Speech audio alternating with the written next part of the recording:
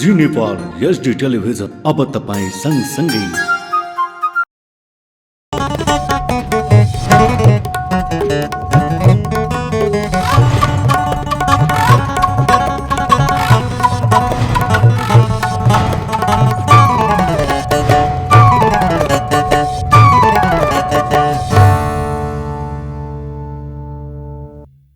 नमस्कार, जी नेपाल न्यूजमा स्वागत छ। म श्रेया श्रेष्ठ। सुरु गरौं प्रमुख समाचारका शीर्षकहरूबाट।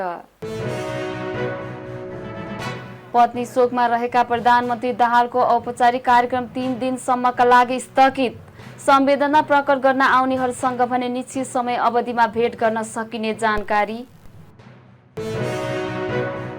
BRI कार्यान्वयनका लागि छलफल भइरहेको परराष्ट्र मन्त्री साउदको भनाई। रेलमार्ग तथा विद्युतीय प्रसारण लाइनको सम्भाव्य अध्ययन भइरहेको जानकारी। दुर्गम जिल्लामा जान नमान्ने कर्मचारी विरुद्ध आक्रमण रूपमा प्रस्तुत हुन बाध्य भएको स्वास्थ्य मन्त्री बस्नेतको भनाई। आफू कडा रूपमा प्रस्तुत भएपछि कर्मचारीले सरुवाको पत्र बुझेको जिकिर। मेक्सिकोमा एम्बुसमा परि 6 जनाको मृत्यु, 12 जना घाइते। आक्रमणमा मारिनेहरू प्रहरी अधिकारी र सरकारी वकिल रहेको उल्लेख। र 7औं संस्करणको NBA राष्ट्रिय भलिबल क्लब लिगमा नेपाल APF क्लब विजयी। फाइनल खेल असार 30 गते हुने। अब समाचार विस्तारमा। पत्नी शोकमा पर्नुभएका प्रधानमन्त्री पुष्पकमल दाहाल प्रचण्डको औपचारिक कार्यक्रम 3 दिन स्थगित गरिएको छ। बुधबार पत्नी सीताको निधन भएपछि शोकमा पर्नुभएका प्रधानमन्त्री दाहालले 30 असारसम्म कुनै पनि औपचारिक गतिविधिमा सहभागी नहुने प्रधानमन्त्रीको सचिवालयले जनाएको छ। प्रधानमन्त्रीका प्रेस सल्लाहकार गोविन्द आचार्यले 3 दिनलाई सबै औपचारिक कार्यक्रम स्थगित गरिएको जानकारी दिँदै संवेदना प्रकट गर्न आउनेहरूसँग भने यो अवधिमा बिहान 8 देखि 11 र साँझ 4 देखि 6 बजेसम्म भेट हुने जानकारी दिनुभयो। परराष्ट्र मन्त्री NP साउदले BRI कार्यान्वयनका लागि छलफल भइरहेको बताउनु भएको छ। बिहीबार राष्ट्रिय सभा बैठकमा आफ्नो मन्त्रालयमाथिको विनियोजन विधेयकमा भएको छलफलका क्रममा उठेका प्रश्नको जवाफ दिँदै मन्त्री साउदले नेपाल चीन बीच सन् 2017 मा सम्झौता भएको BRI कार्यान्वयन योजनामा छलफल जारी रहेको बताउनुभयो। उहाँले केरुङ काठमाडौँ रेलमार्गको सम्भाव्य अध्ययन र दुई देशबीच विद्युतीय प्रसारण लाइनको समेत सम्भाव्यता अध्ययन भइरहेको जानकारी दिनुभयो। उहाँले परराष्ट्र मन्त्री साउदले 7 वटा मुलुक रिक्त रहेको कार्यविधि अनुसार चाँडै राजदूत नियुक्ति गरिने बताउनुभयो। परराष्ट्र मन्त्री साउदले नेपाल संविधानले निर्दिष्ट गरेको असंलग्न परराष्ट्र नीतिका आधारमा नेपालको कूटनीतिक सम्बन्ध अघि बढिरहेको पारस्परिक हित र लाभका आधारमा छिमेकी लगायत विश्वका सबै मुलुकहरूसँगको मैत्रीपूर्ण सम्बन्ध सुदृढ बनाइरहेको जानकारी दिनुभयो। परराष्ट्र नीति सञ्चालनका मूलभूत आधार नेपालको संविधानले निर्दिष्ट गरेको छ र असंलग्नताका ती आधारहरूमध्ये एक प्रमुख आधार असंलग्नता ती आधारहरूमध्ये एक प्रमुख आधार रहिआएको छ। नेपालको सार्वभौमिक समानता, पारस्परिक सम्मान र लाभका आधारमा छिमेकी लगायत अन्य मुलुकसँग सम्बन्धलाई सुदृढ र विस्तार गर्दै आएको छ। गुण र दोषका आधारमा अन्तर्राष्ट्रिय मुद्दामा स्वतन्त्र धारणा बनाउने, मतदान गर्ने तथा अन्तर्राष्ट्रिय सम्बन्धलाई न्यायपूर्ण, निष्पक्ष, उत्तरदायी र सहयोगात्मक बनाउने दिशामा नेपालको कूटनीतिक प्रयास उन्मुख छ। नेपाल र चीन बीच 2017 मा BRI सम्बन्धी सम्झौता पत्रमा हस्ताक्षर भएको हो। सोही अनुसार दुई देशको बीच BRI कार्यान्वयन योजनामा छलफल जारी रहेको छ। चीनका तत्कालीन स्टेट काउन्सिलर एवं परराष्ट्र मन्त्री वाङ यी यो मार्च 2022 मा सम्पन्न नेपाल भ्रमणमा हस्ताक्षर भए अनुसार केरुङ काठमाडौँ रेलवेको सम्भाव्यता अध्ययन तथा दुई देशबीच अन्तर्देशीय विद्युत प्रसारण लाइनको सम्भाव्यता अध्ययन भइरहेको छ। राजदूत नियुक्तिका सम्बन्धमा हाल स्थायी नियोग न्युयोर्क तथा Geneva, Canada, France, Thailand, UAE र कुवेत गरी 7 स्थानमा राजदूत पद रिक्त रहेको छ। राजदूतको नियुक्तिमा नेपाल सरकारले परराष्ट्र भित्रबाट 50% र परराष्ट्र बाहिरबाट 50% गर्ने हाम्रो कार्यविधिको प्रावधान छ र सोही कार्यविधि अनुसार नियुक्त गर्ने सम्बन्धमा उच्च तहमा छलफल भइरहेको छ र यो प्रक्रिया अब तत्कालै टुङ्गिनेछ भन्ने म विश्वास दिलाउन चाहन्छु। नेपाली नियोगको सेवा प्रवाह सम्बन्धमा विदेशमा रहेका नेपालीहरूको हक हित र सुरक्षाप्रति संवेदनशील हुनेतर्फ नेपाली राजदूत तथा नियोग प्रमुखहरूलाई अभिमुखीकरण गरिएको छ। विदेशमा अप्ठ्यारोमा परेका नेपालीहरूको उद्धार एवं आवश्यकता अनुसार नेपाली फर्कन सहजीकरण गर्ने कार्यलाई नियोगले उच्च प्राथमिकतामा राखेका छन्। त्यस्तै बैठकमा आफ्ना मन्त्रालय माथिको छलफलमा उठेका प्रश्नको जवाब दिँदै स्वास्थ्य मन्त्री मोहन बहादुर बस्नेतले मुलुकभरका अस्पतालमा विपन्न नागरिकहरूलाई सहज रूपमा उपचार गर्ने व्यवस्था गरिएको जानकारी दिनुभयो। सीमित बजेटका बावजुद पनि स्वास्थ्य सेवालाई प्रभावकारी बनाउँदै उपचारका लागि विदेश जानुपर्ने अवस्थालाई अन्त्य गर्दै लैजाने उहाँले बताउनुभयो। कुनै पनि अस्पतालको सम्झौता हुँदा 10% बेडहरू उपचार सहित निःशुल्क दिनुपर्ने प्रावधान छ, तर आजसम्म दशकौंदेखि यो कुरा सम्भव भएन, व्यवहारमा लागू भएन। म स्वास्थ्य मन्त्री भएर आएपछि यसलाई कडाइका साथ लागू गरेका छु र आज चाहिँ हजारौं हजार देशभरिका चाहिँ बिरामीहरूले निःशुल्क उपचार गर्न पाउने अवस्था बनेको छ। यदि त्यो सम्झौता अनुसारले काम भएन भने सबैको सहयोग लिएर मैले दर्ता खारेजसम्मको प्रक्रियामा पनि पुग्न सक्छु भनेर चाहिँ मैले भनेको छु र यो काम सुरु भएको छ र यो एउटा कुरा मैले निवेदन गर्न चाहेँ। र अर्को चाहिँ देशका सबै सङ्घीय अस्पतालहरू 16वटा अस्पतालहरूमा हामीले अहिलेसम्म 3523 बेड गरिब निमुखा विपन्न असहाय र बेवारिसेका लागि हामीले यो चाहिँ निःशुल्क उपलब्ध गराइसकेका छौँ। यो सबै विधाका एक्सपर्ट डाक्टरहरू एकदमै विशेषज्ञहरू विषय विशेषज्ञहरूको टिम बनाएर एउटा त्यो चाहिँ खडा गर्ने, त्यसले प्रदेश स्तरमा पनि त्यसै गरी 7वटा प्रदेशमा खडा गर्ने र कसैलाई पनि उपचार गर्न पर्यो त्यो स्थिति सबभन्दा पहिला हामीले त्यो टिम विशेषज्ञहरू कुन रोग हो, कुन भिआइपी अथवा भिभिआइपीहरूको के रोग हो अथवा रोग पत्ता लगाउनु पर्ने विषय कस्तो सिम्टम देखेको छ त्यसका लागि चाहिँ त्यो मेडिकल टिम सशक्त मेडिकल टिम बनाउने र त्यो मेडिकल टिमले चाहिँ यहाँ हामीले ट्रिटमेन्ट अगाडि बढाउने र ती टिमहरूले अब लगायत मेडिकल एसोसिएसन छ सबैले यो चाहिँ यहाँ हुन सक्दैन अब विदेश जानुपर्छ भन्ने अवस्था आयो भने ठिक छ, होइन भने हामी नेपाली डाक्टरहरूबाटै नेपाली स्वास्थ्य कर्मीहरूबाटै भिआइपी भिभिआइपीहरूको चाहिँ उपचार गर्नको लागि स्वास्थ्य मन्त्रालय प्रतिबद्ध रहेको र त्यसका लागि आवश्यक व्यवस्थापन हामीले मिलाइसकेको कुरा पनि म निवेदन गर्न चाहन्छु। उहाँले आधारभूत स्वास्थ्य सेवाको सहज पहुँचका लागि सरकार तत्पर रहेको भन्दै उहाँले यस क्षेत्रमा भएका व्यथितिहरूलाई अन्त्य गर्न सदनको मद्दत आवश्यक रहेको बताउनुभयो। सञ्चार तथा सूचना प्रविधि मन्त्री रेखा शर्माले राष्ट्रिय साइबर सुरक्षा नीति मन्त्री परिषदमा लैजाने तयारी अन्तिम चरणमा पुगेको जानकारी दिनुभएको छ। बिहिबार राष्ट्रिय सभा बैठकमा सञ्चार तथा सूचना प्रविधि मन्त्रालयको छलफलका क्रममा सदस्यहरूले राखेको प्रश्नको जवाब दिँदै मन्त्री शर्माले साइबर सुरक्षासँग सम्बन्धित विषयहरू एकीकृत गरी राष्ट्रिय साइबर सुरक्षा नीति मन्त्री परिषदमा लैजाने तयारी अन्तिम चरणमा पुगेको जानकारी दिनुभएको हो। उहाँले विद्युतीय तथ्याङ्कहरूको सुरक्षा भण्डारण र उपयोगलाई व्यवस्थित बनाउन विद्युतीय तथ्याङ्क सुरक्षा नीति तर्जुमा गरिने बताउनुभयो। हाल 24 घण्टा सञ्चालनमा रहेको सरकारी डाटा सेन्टरको स्तर उन्नति गरी हेटौडामा डिजास्टर रिकभरी सेन्टर सञ्चालनमा ल्याउने, निजी क्षेत्रद्वारा सञ्चालित डाटा सेन्टरको स्तरीकरण र नियमन गरिने जानकारी पनि उहाँले दिनुभयो। हुलाक सेवाको निरन्तरताको सुनिश्चितता गर्दै कम कार्यभार भएका सञ्चार संरचनालाई एक आपसमा गावी सेवा प्रवाहको प्रभावकारिता र वित्तीय मितव्ययिता कायम गर्न खोजिएको मन्त्री शर्माले जानकारी दिनुभयो। त्यस्तै उहाँले आगामी आर्थिक वर्ष प्रत्येक प्रदेशका 2 जिल्लालाई पूर्ण दूरसञ्चार युक्त जिल्लाको रूपमा विकास गरिने पनि बताउनुभयो। सानातिना रकम जम्मा गर्न चाहने व्यक्तिलाई ब्याङ्किङ सुविधा प्रदान गर्न 2034 देखि स्थापना भएका हुलाक बचत ब्याङ्कको सेवामा बचत तथा ऋण सेवा प्रदान गर्ने ब्याङ्क तथा वित्तीय संस्थाहरूको विस्तारसँगै सङ्कुचन आएको छ, जसको कारण हुलाक बचत ब्याङ्क न्यून प्रभावी बन्न पुगेकोले हुलाक बचत ब्याङ्कका खाता र बचत रकमलाई राष्ट्रिय वाणिज्य ब्याङ्कमा स्थानान्तरण गरी हुलाक बचत ब्याङ्क खारेज गर्ने प्रक्रियाको थालनी भइसकेको छ। हुलाक सेवालाई आधुनिक र प्रविधि मैत्री बनाउने कार्यहरू थालनी भएका छन्। हुलाक सेवाको पुनर्संरचना मार्फत मौजुदा साधन स्रोतको पूर्ण क्षमतामा परिचालन गर्दै नयाँ व्यावसायिक ढाँचामा लैजाने तयारी मन्त्रालयबाट भइरहेको छ।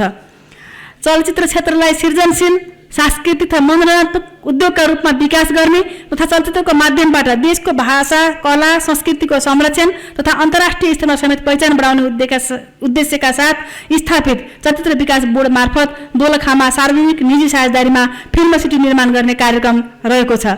समाज रूपान्तरणका लागि सङ्घर्ष गर्ने व्यक्ति तथा घटनासँग सम्बन्धित ऐतिहासिक चलचित्र, वृत्तचित्र र स्वदेशी चलचित्र निर्माणलाई प्रोत्साहन र प्रवर्धन गर्न बजेट व्यवस्था गरिएको छ।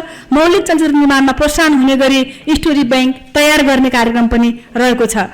मुद्रणका सन्दर्भमा नेपाल सरकारबाट प्रकाशन हुँदै आएको नेपाल राजपत्र, प्रदेश सरकार तथा स्थानीय तहबाट माग भई आएका राजपत्र र मुद्रण विभागबाट निरन्तर प्रकाशन एवं नेपाल सरकारको बजेट लगायत विभिन्न सरकारी निकायका प्रकाशन छपाई कार्य हुँदै आएको छ। संवेदनशील प्रकृतिका मुद्रणलाई देशभित्रै छपाई हुने गरी सुरक्षित मुद्रण सम्बन्धी पूर्वाधार निर्माण भइरहेको छ। अन्तःशुल्क स्टिकर, हुलाक टिकट, सवारी चालक अनुमति पत्र, राहदानी जस्ता संवेदनशील छपाईको लागि विदेशी मुद्रा सञ्चित हुने, देशभित्रै रोजगारी सिर्जना हुने र देश सुरक्षित मुद्रामा आत्मनिर्भर हुने गरी कार्य प्रारम्भ गरिनेछ। सम्मान्य अध्यक्षज्यू, सञ्चार तथा सूचना प्रविधिको क्षेत्रमा भएको तीव्र विकासले आर्थिक, सामाजिक, शैक्षिक लगायतका विभिन्न क्षेत्रमा प्रभाव पारेको छ। विश्वमा विकसित नवीनतम प्रविधिको प्रयोग गर्दै समृद्धिको लक्ष्य हासिल गर्नुपर्ने अवस्था छ। आगामी आर्थिक वर्षमा मन्त्रालयले सञ्चालन गर्ने कार्यक्रमहरू गुणस्तरको सुनिश्चितता सहित समयमै सम्पन्न गरी लक्षित उपलब्धि हासिल गर्ने गरी कार्यक्रम बनाउने प्रतिबद्धता व्यक्त गर्न चाहन्छु। उहाँले सुशासन, विकास र समृद्धिका लागि डिजिटल नेपालको दूरदृष्टि सहित 2076 सालबाट सुरु भएको डिजिटल नेपाल फ्रेमवर्क कार्यान्वयनमा लागिएको जानकारी दिनुभयो।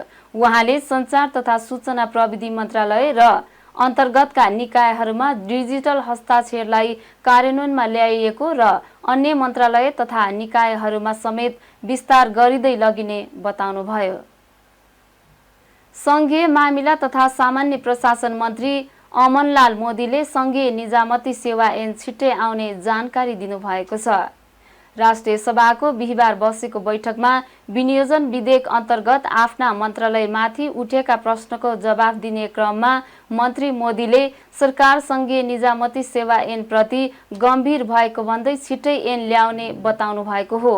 मन्त्री मोदीले आगामी साउनदेखि कर्मचारी समायोजनलाई कडाइका साथ लागू गर्ने प्रतिबद्धता व्यक्त गर्नुभयो। त्यस्तै उहाँले 1,37,000 कर्मचारी मध्ये संघ अन्तर्गत 53,000 कर्मचारी समायोजन गरेको बताउनुभयो। संघीयता कार्यान्वयन गर्न सम्बन्धित र संघीय निजामती सेवासँग सम्बन्धित यो विषयहरूलाई पनि एउटा अगाडि बढाइरहेका छौँ।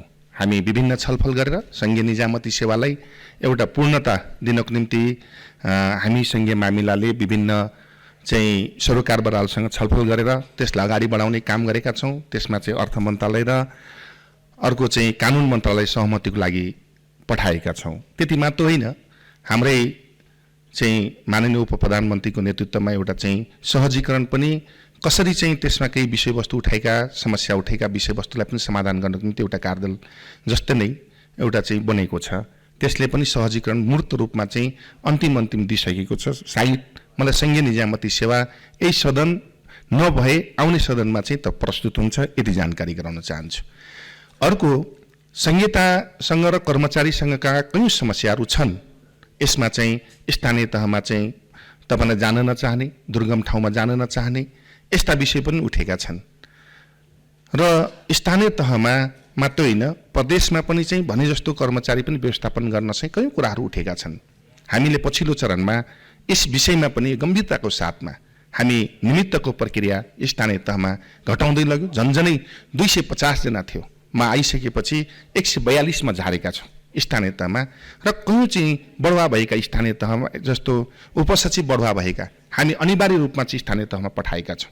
हामी सुशासनलाई महत्त्वपूर्ण जोडको साथमा त्यस्ता कुराहरूलाई सुरुवात गरेर चाहिँ एउटा थायी रूपमा चाहिँ दार्चुलामा रहेका जनताहरू या नागरिकहरू रहेका या बाजुरामा रहेका या अछाम रहेका डोटीमा रहेका या खोटाङ या कुनै पनि ठाउँमा रहेका त्यहाँका पनि नागरिकहरू या जनताहरू पनि हाम्रै देशका नागरिक हो भनेर त्यहाँ पनि अनिवार्य रूपमा चाहिँ कर्मचारी पठाउने एउटा व्यवस्था गरिरहेका छौँ। त्यस्तै आफ्ना मन्त्रालयमाथि उठेका प्रश्नको जवाफ दिँदै उद्योग वाणिज्य तथा आपूर्ति मन्त्री रमेश रिजालले नेपाल आयल निगमको पोखरा र अमलेखगञ्जमा थप भण्डारण गृह निर्माण कार्य सम्पन्न हुने जानकारी दिनुभयो।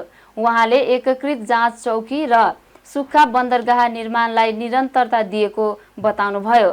मन्त्री रिजालले जनकपुर चुरोट कारखाना सञ्चालन गर्ने कुनै योजना नरहेको र अन्य रुग्ण उद्योगहरूको बारेमा अध्ययन सम्पन्न भइसकेको बताउनुभयो। वाणिज्य पूर्वाधारको रूपमा रहेको एकीकृत जाँच चौकी तथा सुक्खा बन्दरगाह निर्माणलाई निरन्तरता दिएको छ। विराटनगर र वीरगञ्जमा एकीकृत जाँच चौकी सञ्चालनमा रहेका छन्। नेपालगञ्जको एकीकृत जाँच चौकी सञ्चालनमा तयारी भइरहेको छ। रसुवाको टिमुरेमा बन्दरगाहको 40% निर्माण कार्य सम्पन्न भइसकेको छ। कञ्चनपुरको चाँदनी दोधारा सुक्खा बन्दरगाह भारत सरकार स्वयं निर्माण हुने गरी सम्झौता सम्पन्न भएको छ। अर्को जनकपुर चुरोट कारखाना लगायत रुग्ण उद्योग चलाउने कार्यक्रममा सरकारको के कार्यक्रम छ भन्ने प्रश्नमा नेपाल सरकार यो सरकारले चुरोट उद्योगलाई चुरोट कारखानालाई सञ्चालन चुरोट बनाउने काम गर्नु हुँदैन भन्ने यस मन्त्रालयको मान्यता छ र तदनुरूप जनकपुर चुरोट कारखाना चल्ने कुनै सम्भावना मैले देखेको छैन। र अरू रुग्ण उद्योगको विषयमा नेपाल ओरिएन्ट मेग्नेसाइट प्रणाली लगायत बन्द तथा रुग्ण उद्योग सञ्चालन मोडालिटी सम्बन्धी अध्ययन प्रतिवेदन तयार गरी अर्थ मन्त्रालयको निजीकरण एकाइमा पेश गरिएको छ। निर्णय भएअनुसार काम अघि बढ्ने विश्वास दिलाउन चाहन्छु। 2वटा इन्धन भण्डारण गृहको निर्माण कार्य मिति 2081 असार मसानसम्म सम्पन्न गर्ने गरी कार्य अगाडि बढाइएको छ। हालको भण्डारण क्षमता 69,192 किलोलिटर रहेको छ। अन्तर्राष्ट्रिय बजार मूल्यका आधारमा पेट्रोलियम पदार्थको मूल्य समायोजित गर्ने गरिएको छ। त्यस्तै आफ्नो मन्त्रालयमाथिको छलफलमा उठेका प्रश्नको जवाब दिँदै शहरी विकास मन्त्री सीता गुरुङले नयाँ सहर आयोजनालाई प्राथमिकता दिँदै बजेट विनियोजन गरिएको बताउनुभयो। उहाँले जनता आवास कार्यक्रम प्रदेशमा हस्तान्तरण भइसकेको अवस्थामा आगामी आर्थिक वर्षमा प्रदेश सरकार मार्फत अघि बढाउने गरी निरन्तरता दिएको जानकारी दिनुभयो। हिमाल पहाड र तराई मधेसमा रहेको जनसाङ्ख्यिक असमानता र असन्तुलित विकासलाई व्यवस्थापन गर्नुको साथै तीव्र बसाई सराईलाई रोक्न मध्य पहाडी लोकमार्ग र उत्तर दक्षिण राजमार्गको मिलन बिन्दु वा आसपासमा आधुनिक शहरी सेवा सुविधा सहितको नयाँ सहर विकास गरी 20 वर्षभित्र प्रत्येक सहरमा 1 लाख जनसङ्ख्या बस्न सक्ने 10वटा नयाँ सहर बनाउने लक्ष्य सहित आर्थिक वर्ष 2067-68बाट सुरु गरिएको नयाँ सहर आयोजनालाई विशेष प्राथमिकताका साथ निरन्तरता दिँदै बजेट केन्द्रित गरिएको छ। अब 69-70देखि सुरु भएको जनता आवास कार्यक्रम अब 75-76 देखि सशर्त अनुदान सहित प्रदेश सरकारमा हस्तान्तरण भई हालसम्म करिब 18 अर्ब लगानी भइसकेको छ र उक्त कार्यक्रमलाई आगामी आबमा समेत प्रदेश सरकार मार्फत कार्यान्वयन गर्ने गरी निरन्तरता दिएको छ। त्यस्तै उहाँले फोहोर मैला व्यवस्थापनमा स्थानीय तहलाई जिम्मेवार बनाउने गरी विशेष योजना बनाइएको पनि धारणा राख्नुभयो। स्वास्थ्य मन्त्री मोहन बहादुर बस्नेतले सरकारले खटाएको जिल्लामा जान नमान्ने कर्मचारी विरुद्ध आक्रमण रूपमा प्रस्तुत हुन बाध्य भएको बताउनु भएको छ। बिहिबार राष्ट्रिय सभा बैठकमा मन्त्री बस्नेतले सरुवा गरिएको स्थानमा नजाने अडान लिएपछि मन्त्रालयमा आफू आक्रमण रूपमा प्रस्तुत हुन बाध्य भएको बताउनु भएको हो। उहाँले सरुवा गरिएको स्थानमा नजाने बरु मन्त्रालयमा झुन्डिएर मर्छु भनेपछि झुन्डिन आफू कहाँ पठाइदिन भनेको जिकिर गर्नुभयो। आफू कडा रूपमा प्रस्तुत भएपछि ती कर्मचारीले सरुवाको पत्र बुझेको र अहिले सरुवाका विषयमा कुनै समस्या नदेखिएको बताउनुभयो।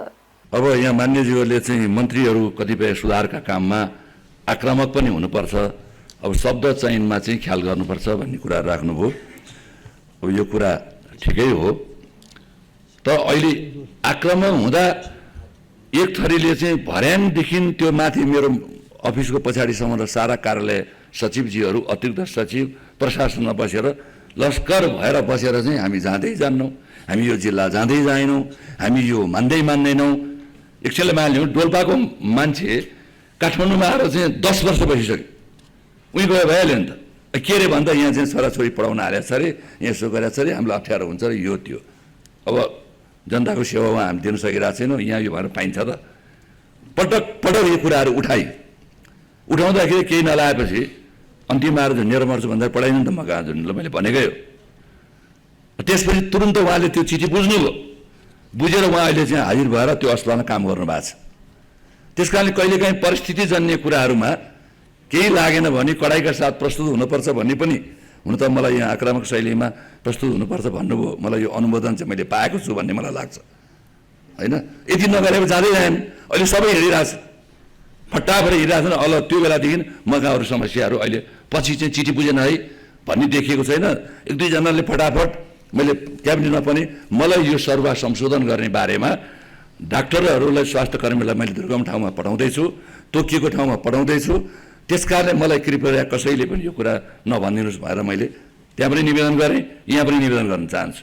अब 3-4 महिनापछि रिजल्ट हेर्नु नि त सामान्य अध्यक्षज्यू मान्यज्यूहरू, त्यसबाट होला नि त केही। अब जे पाए त्यही गरेर सबै धम्किएर ठगेर खाएर चाहिँ यहाँ काम नगरेर बन्दोबस्त पाइँदो रहेछ भन्ने त त्यो राज्यको दायित्व होला नि त। त्यो राज्यको दायित्व राज्यको प्रतिनिधिले निर्वाह गरे मात्रै हो। मन्त्री बस्नेतले स्वास्थ्य कर्मीलाई दुर्गम स्थानमा पठाउने काममा कुनै अवरोध नगर्न मन्त्री परिषदमा पनि भनेको भन्दै नतिजाका लागि केही महिना कुर्न आग्रह गर्नुभयो। खेलकुद मन्त्री डिक बहादुर लिम्बुले खेल क्षेत्रको पूर्वाधार निर्माण गर्न छुट्टै इकाइ गठन गर्ने योजना रहेको बताउनु भएको छ। बिहिबार राष्ट्रिय सभा बैठकमा आफ्नो मन्त्रालयको विनियोजित बजेटका विभिन्न शीर्षकमाथिको छलफलका क्रममा उठेका प्रश्नको जवाब दिँदै मन्त्री लिम्बुले पूर्वाधारको क्षेत्रमा मन्त्रालयको पुँजीगत खर्च 9% मात्रै देखिएकोले आगामी दिनमा खेल क्षेत्रको पूर्वाधार निर्माण गर्न छिट्टै इकाइ गठन गर्ने योजना रहेको बताउनु भएको हो। उहाँले 1 वर्षभित्र साहसिक पर्वतीय खेलकुद प्रतियोगिता आयोजना गरेर पर्यटन क्षेत्रको विकास गर्ने बताउनुभयो। क्रिकेटको सफलतालाई मध्यनजर गर्दै कीर्तिपुर, मुलपानी र विराटनगर र नारायणी रङ्गशालालाई सुविधा सम्पन्न बनाएर 12 महिनामा नै अन्तर्राष्ट्रिय खेल खेल्ने वातावरण निर्माण गर्ने उहाँले बताउनुभयो। मन्त्री लिम्बुले राष्ट्रिय खेलाडीहरूको जीवन बिमा गरेर ढुक्कसँग खेल खेल्ने अवसर सरकारद्वारा प्रदान गर्ने जिकिर समेत गर्नुभयो। यो 1 वर्षभित्र साहसिक पर्वतीय खेलको अन्तर्राष्ट्रिय स्तरको आयोजना गरेर पर्यटन क्षेत्रको विकास गर्ने भन्ने एउटा सङ्कल्पका साथ चाहिँ कार्यक्रमको आयोजना बजेटमा व्यवस्था गरिएको छ र विद्यालय स्तरबाट 15 वर्षभन्दा मुनिका बालबालिकाहरूबाटै शिक्षा खेल सम्बन्धी शिक्षा दिने र त्यहीबाट चाहिँ खेलको प्रवर्धन गर्ने प्रक्रियाको थालनी गर्नुपर्दछ र त्यही ठाउँबाट चाहिँ लगानी बढाउनु जानुपर्छ भन्ने कुरा चाहिँ लाई ध्यानमा राखेर चाहिँ यो विषयमा पनि कार्यक्रम चाहिँ रहेको कुरामा अनुरोध गर्न चाहन्छु।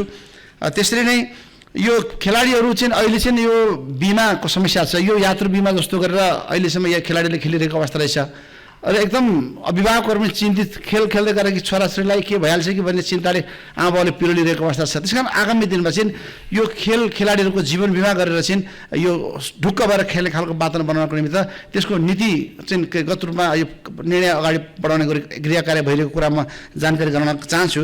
त्यसरी नै भौतिक पूर्वाधार क्षेत्रमा यो चाहिँ पुँजीगत खर्च चाहिँ 9% मात्रै यो मन्त्रालयले गरेको देखियो र आगामी दिनमा चाहिँ खेलकुद यो भौतिक पूर्वाधार निर्माण गर्ने चाहिँ छुट्टै इकाइ निर्माण गरेर यो पूर्वाधार निर्माण गर्ने र समयमै चाहिँ पूर्वाधार निर्माण गरेर चाहिँ सम्पन्न गर्ने। त्यसो गर्यो भने चाहिँ खेल खेल्ने पर्याप्त मात्रामा चाहिँ रङ्गशाला निर्माण गर्न सक्छन्, खेल मैदान निर्माण गर्न सक्छन्, बन्द प्रशिक्षणहरू गरेर खेलाडीलाई पर्याप्त मात्रामा खेल सम्बन्धी शिक्षा दिन सकिन्छ। त्यसको लागि पनि मन्त्रालयले कार्यक्रम अगाडि बढिरहेको कुरामा सम्मानित सदनलाई म जानकारी गराउन चाहन्छु। र अर्को कुरा चाहिँ यो क्रिकेट क्षेत्रको चाहिँ विकासको लागि चाहिँ हामी यति ठुलो क्रेज छ, साना बच्चादेखि एकदम सिनियर हाम्रो नागरिकहरू सबैलाई चाहिँ एउटा चासो चिन्ताको विषय बनेको अवस्था छ। क्रिकेटले चाहिँ सफलता हासिल गरिएको अवस्था छ। त्यसैले क्रिकेटलाई प्राथमिकताका साथ चाहिँ बजेट पनि गरिएको छ। यो कीर्तिपुर, मुलपानी, विराटनगर र नारायणी रङ्गशाला पर्सालाई चाहिँ उनको त्यो इन्फ्रास्ट्रक्चर चाहिँ पूर्णता कायम गरेर चाहिँ हामीले जान सक्यौँ भने चाहिँ अन्तर्राष्ट्रिय स्तरको टुर्नामेन्टहरू 12 महिना खेलाउन सकिने अवस्था हुन्छ, जसले पर्यटन क्षेत्रको विकास हुन्छ। पर्यटन र खेललाई जोड्न सक्यौँ भने देशको अर्थतन्त्रमा पनि बल पुग्ने भएको हुनाले यो विषय ठुलो अगाडि बढाउन चाहिँ मन्त्रालयले कार्यक्रम अगाडि सारिएको म चाहिँ जानकारी गराउन चाहन्छु।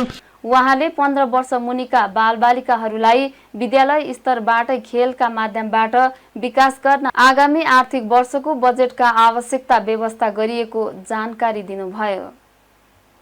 राष्ट्रिय स्वतन्त्र पार्टीका सभापति रवि लामिछानेले सरकारमा सहभागी हुने कुनै योजना नरहेको स्पष्ट पार्नु भएको छ। बिहिबार काठमाडौँमा संसदीय मामिला पत्रकार समाजको नवनिर्वाचित कार्य समितिलाई बधाई तथा शुभकामना दिँदै लामिछानेले अहिले पार्टी विस्तार लगायत अन्य आन्तरिक काममा रासोपाको ध्यान केन्द्रित रहेको भन्दै सरकारमा सहभागी हुने योजना नरहेको र पार्टीभित्र पनि कुनै छलफल नभएको बताउनु भएको हो। लामिछानेले सरकारमा जाने रेसमा पार्टी नरहे पनि सरकारको स्थायित्व पक्षमा रासोपा रहेको जिकिर गर्नुभयो। उहाँले पार्टीले आफ्ना निर्णयहरू स्वतन्त्र रूपमा गर्ने गरेको भए पनि कहिले सत्तापक्ष र कहिले प्रतिपक्ष निकट भनेर आरोप लाग्ने गरेको बताउनुभयो। अहिले रासोपा प्रतिपक्षमा रहेको भन्दै सबै प्रतिपक्षको एजेन्डा समान हुन नसक्ने उहाँको भनाइ छ। लामिछानेले मिटर ब्याजी सम्बन्धी कानूनलाई अन्तिम दिनमा सदनमा ल्याउनुले आशंका उत्पन्न गरेको र अब सत्तामा रहेका दलहरू नै विपक्षमा उभिन सक्ने उल्लेख गर्नुभयो। हामी बस्न सकुन्जेल बस्यौँ। जब त्यो अग्रिमेन्ट टुट्यो, जब त्यो कुरा चाहिँ रहेन, त्यो नरहिसकेपछि त्यसमा हामी बसिरहनु पर्ने आवश्यकता भएन। हामीले डिसिजन गर्दाखेरि हामीले रामचन्द्र पौडेलको पक्षमा हामी निर्णय गऱ्यौँ, राष्ट्रपतिको पक्षमा हामीले निर्णय गऱ्यौँ। त्यतिखेर पनि ओहो यो त सरकारको गठबन्धनको पछि लाग्यो, अब सत्तामै जान लाग्यो कि भन्ने यस्तो कुराहरू भयो। त्यतिखेर फेरि हामीले संविधानको मर्म अनुसार जनमतको उम्मेदवारले जित्ने त कुनै सम्भावनै थिएन। हामीलाई त फाइदा लिन चाहेको भए त सरकारमा जान्छ कि भने जस्तो गठबन्धनकै जब दिँदैसक्यो राष्ट्रपतिलाई भने हामीले गठबन्धनकै उसलाई दिन सक्नुपर्ने हुन्थ्यो। तर हामीले संविधानको मर्म, भाषा होइन, नेपालको संविधानको मर्म के भने राष्ट्रपति पुरुष भइसकेपछि उपराष्ट्रपति महिला अथवा अलग जेन्डरको हुनुपर्छ। संविधानको मर्म त त्यही हो नि, भाषाको कुरा नै। हामीले त्यसलाई मध्यनजर गरेर हामीले जनमतको पार्टीको लागि हामीले समर्थन गऱ्यौँ, हामीले भोट हाल्यौँ। सो अहिले पनि प्रतिपक्षमा का मुद्दाहरू समाज सिमिलर हुला, तर एउटै चाहिँ हुन सक्दैन। जस्तो सांसद विकास कोषको नाम जे दिए पनि होइन, त्यसमा हामीले हाम्रो आफ्नो स्ट्यान्ड छ। एमालेको स्ट्यान्ड त्यो हो त होइन नि त। भनेपछि अहिले प्रतिपक्षमा एमाले हामीभन्दा ठुलो दल भएको हुनाले एमालेको पछि लाग्यो भन्ने किसिमको एउटा भाष्य क्रिएट गरेर एमालेको पछि लाग्यो भने हामी एमालेको पछि लाग्ने होइन, हामी जनताको मुद्दाको पछि लाग्ने हो। न हिजो हामी कङ्ग्रेसको पछि थियौँ, न माओवादीको पछि हौँ, न एमालेको पछि हौँ। प्रतिपक्ष बेन्चमा सँगै छौँ, ठुलो प्रतिपक्ष होला। कयौँ जनताका जनजीविकाका मुद्दामा हामीहरू साझा मुद्दा पनि होला, कयौँ अलग मुद्दा पनि हुन्छ। हेर्नुहोस् न, हामीले हाम्रा निर्णयहरू अलग अलग अलग अलग समयमा आवश्यक अनुसारका हामीले निर्णयहरू गरेका छौँ। त्यस कारणले हामीलाई त्यसरी ट्याग लगाइदिनु अथवा त्यो गर्नु चाहिँ खासले उपयुक्त छैन। जुन मिटर ब्याज सम्बन्धी अध्यादेश जुन चाहिँ अब 0मा जान गयो, म ग्यारेन्टीका साथ भन्छु सत्तामा भएका दलहरू यसको विपक्षमा उभिन सक्छ, देखेर नदेखेर। अथवा यो अन्तिम दिनमा ल्याउने लगायतका यी कुराहरूमा पनि काहीँ न काहीँ आशंका छ हामीलाई, यही हो भनेर भन्न सकिँदैन, तर देखिएको छ। सबै तयार छन् त मुखले त, खोइ त तिन फेल हुन्थ्यो र सबै तयार भएको विधेयक अध्यादेशहरू त त्यसै 0मा जाने नै थियो नि त। भनेको त्यस्ता मुद्दामा पनि हामी चाहिँ हामीले अझ बढी हामी भोकल छौँ भन्न खोजे हो। उहाँले 2वटा संसदीय समितिको नेतृत्वमा रासोपाको दावी गरेको धारणा राख्नुभयो। मानव अधिकार तथा शान्ति समाजले तत्काल युद्ध रोक्न आग्रह गर्दै काठमाडौँ स्थित रुसी दूतावास अगाडि प्रदर्शन गरेको छ। रुस युक्रेन युद्धको 505औं दिन पुग्दा पनि युद्ध नरोकिएको भन्दै समाजले युद्ध रोक्न आग्रह गर्दै रुसी दूतावास अगाडि प्रदर्शन गरेको हो। प्रदर्शनमा सहभागीहरूले रुस तत्काल युद्ध अन्त्य गर, युद्धको 505 दिन मानवता पराजित, रुसी आक्रमण बन्द गर, युद्धको 505 दिन इतिहास लज्जित, रुसी आक्रमणका कारण हजारौं नागरिकको मृत्यु, मानवता पराजित हुँदैछ लगायतका प्लेकार्ड प्रदर्शन गरेका थिए। प्रदर्शन पश्चात रुसका राष्ट्रपति भ्लादिमिर पुटिनलाई शान्ति समाजका तर्फबाट लेखिएको ज्ञापन पत्र नेपाल स्थित रुसी राजदूतावास अधिकारी मार्फत हस्तान्तरण गरिएको थियो। शान्ति समाजका संस्थापक सभापति कृष्ण पहाडीले युद्धका कारण मानवता पराजित भइरहेको दुःखद अनुभव भएको र यसले समग्र विश्वमा नै असर परेकोले ध्यानकर्षण गरिएको बताउनुभयो। रुसले युक्रेनमाथि आक्रमण सुरु गरेको दिन हो 2022 को फेब्रुअरी 24 का दिन। आज 505 दिन भयो। यो 505 दिनमा खरबौं डलरको क्षति भएको छ। हजारौं सिभिलियनहरू मारिएका छन्, घाइते भएका छन्। यो ठुलो अपराध भएको छ। मानवता विरुद्धको अपराध भन्छौँ हामी युद्धलाई। हामी युद्ध रोक्नुपर्छ भनेर सयौं प्रदर्शन नेपालभरि हामीले गरेका छौँ। रुसी दूतावास अगाडि पनि हाम्रो यो तेस्रो चौथो प्रदर्शन हो र आज यो 505 दिनमा हामी रुसलाई स्मरण गराउँछौँ कि युद्ध रोक्नुपर्छ। तपाईहरूले सुरु गरेको युद्ध तपाईहरूले नै अन्त्य गर्नुपर्छ। त्यसमाथि पनि कहिलेकाहीँ आणविक आक्रमणको धम्कीको कुराहरू आउँछ। संसार त ध्वस्त हुन्छ। आज तेलको दाम बढेको छ, महँगी बढेको छ, मुद्रास्फीति छ, हाहाकार छ। यो सबैको कारण त युद्ध हो। त्यसकारण यो युद्ध अन्त्य हुनुपर्छ, शान्तिका लागि पहल हुनुपर्छ। हाम्रो आग्रह त्यति हो। रुसलाई युद्ध रोक्न आग्रह सहित समाजले विगतमा पनि रुसी राजदूतावास अगाडि पटक पटक र देशैभरि धेरै पटक प्रदर्शन गरिसकेको जनाएको छ। नक्कली भुटानी शरणार्थी प्रकरणमा काठमाडौँ उपत्यका अपराध अनुसन्धान कार्यालयले थप 1 जनालाई पक्राउ गरेको छ। 27 असारमा कार्यालयको टोलीले काठमाडौँको असन घर भई नयाँ बजार बस्ने 59 वर्षका केशव तुलाधरलाई सानो भर्याङबाट पक्राउ गरेको हो। उनीमाथि ठगी तथा संगठित अपराध समेतको कसुरमा अनुसन्धानका लागि जिल्ला प्रहरी परिसर काठमाडौँ पठाइएको अपराध अनुसन्धान कार्यालयका प्रवक्ता रविन्द्र रेग्मीले जानकारी दिनुभयो। नेपाली नागरिकलाई भुटानी शरणार्थी बनाएर अमेरिका पठाउने ठगी प्रकरणमा कांग्रेस नेता बालकृष्ण खान, एमाले नेता टोप बहादुर रायमाझी लगायतका नेताहरू हाल पूर्वपक्षका लागि थुनामा रहेका छन्। प्रहरीका अनुसार तुलाधरले विभिन्न प्रलोभनमा पारी जाहेरवाला, गजेन्द्र बुढाथोकी लगायतका व्यक्तिलाई ठगी गरेका थिए। पाठेघरको मुखको क्यान्सर विरुद्धको एसपीभी खोप सुरुवात तथा सञ्चालन कार्यनीति स्वीकृति गरिएको छ। एसपीभी खोप सञ्चालन स्वीकृतिलाई स्वास्थ्य तथा जनसङ्ख्या मन्त्री मोहन बहादुर बस्नेतले पद बहालीपछि गरिएको मुख्य कामको क्रियाकलापमा उल्लेख गरेका छन्। तर पाठेघरको क्यान्सर विरुद्धको एसपीभी खोप प्राप्तिका लागि मन्त्रालयको निर्देशनमा स्वास्थ्य सेवा विभाग परिवार कल्याण महाशाखा अन्तर्गत खोप शाखाले रणनीति सहितको प्रपोजल लेखन गरिरहेको शाखाले जनाएको छ। एसपीभी खोप क्याम्पेनका रूपमा 10 देखि 14 वर्षसम्मका किशोरी र नियमित खोपको रूपमा 10 वर्षका बालिकालाई दिइने गरी प्रपोजल तयार पार्ने कार्य भइरहेको खोप शाखाका प्रमुख डाक्टर अभियान गौतमले बताउनुभयो। बालबालिकाका लागि नियमित खोप निशुल्क उपलब्ध गराउँदै आएको गाविलाई कसरी पाठेघरको क्यान्सर विरुद्ध एसपीभी खोप नियमित र क्याम्पेनका रूपमा नछुटाइकन सञ्चालन गर्न सकिन्छ भनेर रणनीति सहितको प्रस्तावका लागि प्रपोजल तयार पार्ने कार्य धमाधम भइरहेको डाक्टर गौतमले जानकारी दिनुभयो। त्यस्तै प्रधानमन्त्री पुष्पकमल दाहाल प्रचण्डले पनि आफ्नो सरकारका 6 महिनाका उपलब्धिहरू सार्वजनिक गर्दै 20,000 भायल एसपीभी खोप प्राप्तिबारे उल्लेख गरेका थिए। यही 19 असारमा सरकारले खरिद गरी 20,000 भायल एसपीभी खोप केन्द्रीय खोप भण्डारण केन्द्रमा भण्डारण गरिएको छ।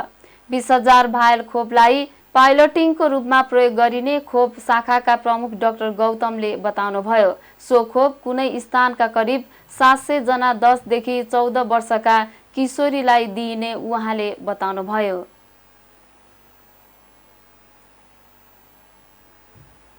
गुल्मीमा चट्याङ लागेर 1 जनाको मृत्यु भएको छ। चट्याङ लागेर गुल्मीको मुसिकोट नगरपालिका 1 नेटा सिमलेकी 15 वर्षीय टिका बलालको मृत्यु भएको जिल्ला प्रहरी कार्यालय गुल्मीले जनाएको छ। बुधबार साँझ घरमै चट्याङ लागेर घाइते भएकी बालकको उपचारको क्रममा बुर्तिबाङ प्राथमिक स्वास्थ्य केन्द्रमा मृत्यु भएको प्रहरीले जनाएको छ। गण्डकी प्रदेशमा यस वर्ष रासायनिक मलको अभाव नहुने दाबी कृषि सामग्री कम्पनी पोखराले जनाएको छ। हरेक वर्ष वर्षायाममा रासायनिक मलको समस्या भोग्दै आएकोमा यो वर्ष मल अभाव नहुने सो कम्पनीले जनाएको हो। हाल डीएपी 21 टन र युरिया 5 टन मौजात रहेको र थप मल आउने क्रममा रहेकोले रासायनिक मलको अभाव नहुने बताइएको छ। गण्डकी प्रदेशमा कृषि सामग्री कम्पनी र साल ट्रेडिङले मल बिक्री गर्दै आएका छन्। प्रदेशमा सबैभन्दा बढी नवलपुर, स्याङ्जा, तनहुँ र कास्कीमा रासायनिक मल खपत हुने गरेको छ। अविरल वर्षाका कारण देशका विभिन्न भागमा सडक मार्गहरू अवरुद्ध भएका छन्। पूर्वमा मेची राजमार्ग र तमोर करिडोर पूर्ण रूपमा अवरुद्ध भएको सडक विभागले जनाएको छ। फेरि राजमार्ग अन्तर्गत केचना चन्द्रगढी, चार आली, इलाम, फिदिम र गणेशचोक ताप्लेजुङ, ओखलडुङ्गा, ओलाञ्चुक गोला सडक खण्ड अवरुद्ध रहेको छ। पाँचथरको हेवा खोलामा सडक र पुल भत्किँदा मेची राजमार्ग अवरुद्ध भएको विभागले जनाएको छ। त्यस्तै तमोर करिडोर अन्तर्गत चतरा, मूलघाट, माझीटार, अमरापुर डाँडा, गणेशचोक सडक खण्ड पनि अवरुद्ध रहेको छ।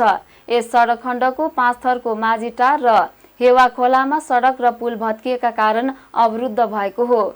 विभागले देशका 18 वटा सडक अहिले एकतर्फी सञ्चालन रहेको पनि जनाएको छ।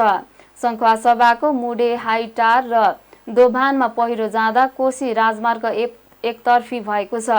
अरनिको राजमार्ग अन्तर्गत सिन्धुपाल्चोकको दाक्लुङ हिडीमा आएको समस्याले काठमाडौँ धुलीखेल दोलालघाट खाडीचौर कोदारी सडक एकतर्फी भएको सडक विभागले जनाएको छ।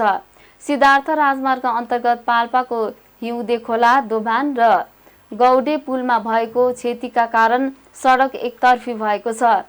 त्यस्तै पाल्पाको तानसेनबाट गुल्मीको रिडी जाने सडक एकतर्फी खुल्ला छ भने म्याग्दीको नौनी बगर, गुइथे, काभ्रे र बेसरी सडक पनि एकतर्फी चलेका छन्।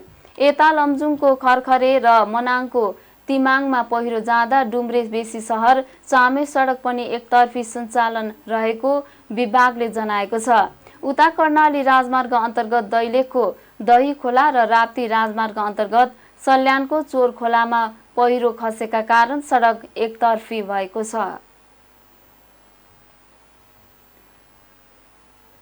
अब अर्थ समाचार।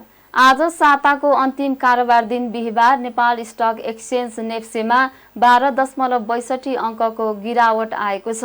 यससँगै नेप्से परिसूचक 2084.93 अङ्कमा आएर रोकिएको छ। यो 0.60% को गिरावट हो।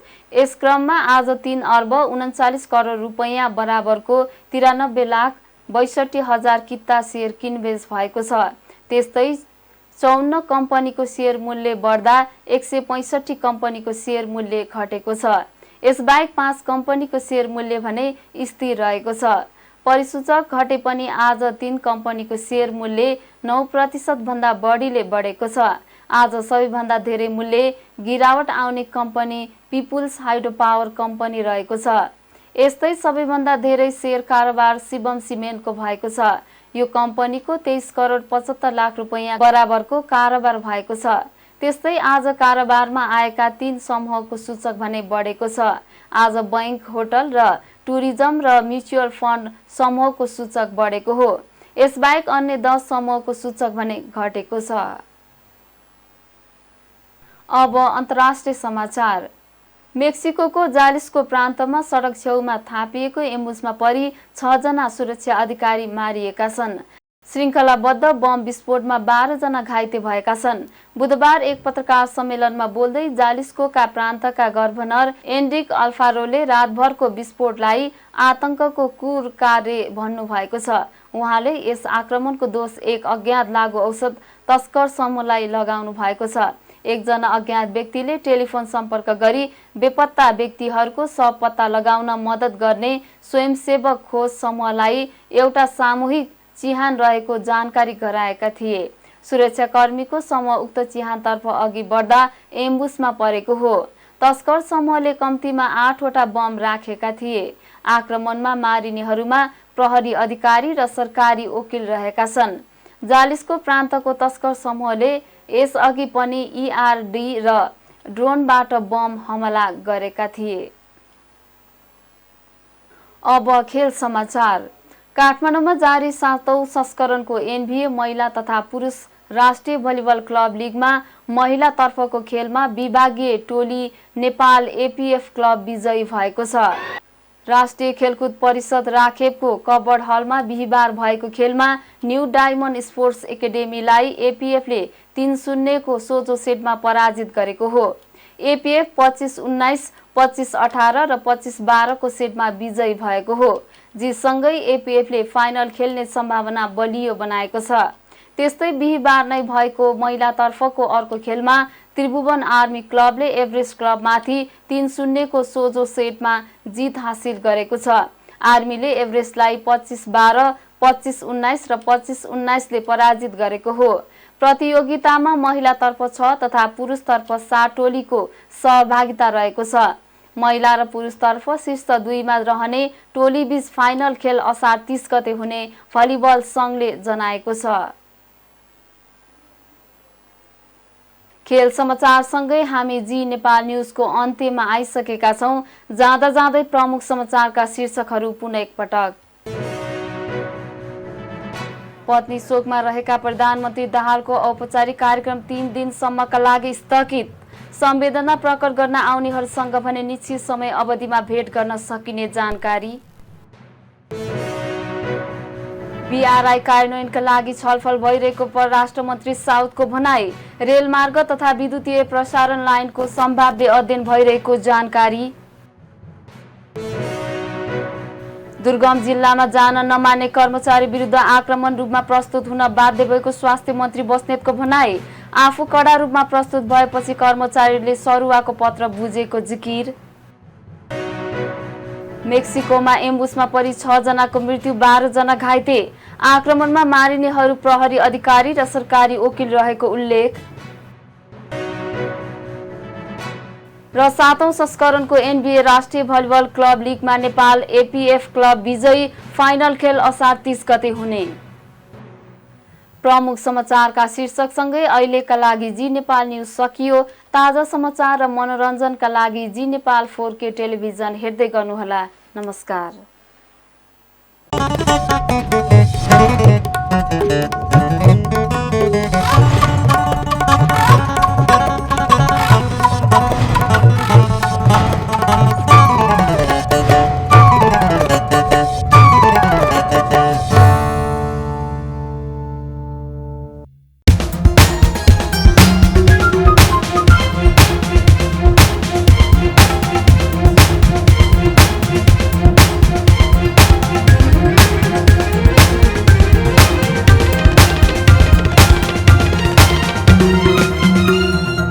जी नेपाल एचडी टेलिभिजन अब तपाईँ सँगसँगै